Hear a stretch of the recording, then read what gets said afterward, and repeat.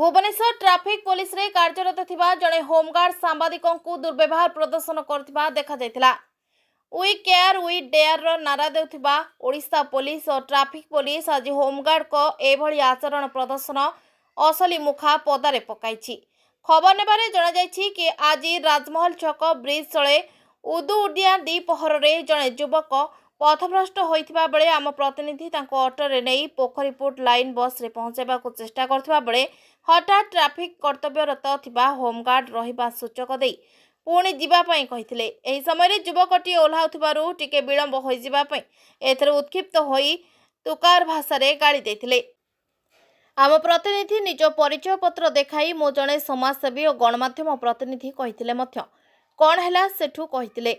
एठारे प्रश्न उठे यह कौन लोकसेवा जदि चतुर्थ स्तंभ कहुवा गणमाध्यम आज एभली व्यवहार पाइले ताहले साधारण जनता को किभली भाबे व्यवहार करुथिबे। एभली घटना को जनसाधारण रे असंतोष प्रकाश करछंती। सेवा ही परम धर्म हेबा दरकार। से पुलिस हेउ अबा समाजसेवी मानव सेवा माधव सेवा। भुवनेश्वर जयराम साहू को रिपोर्ट ओडिशा डिजिटल।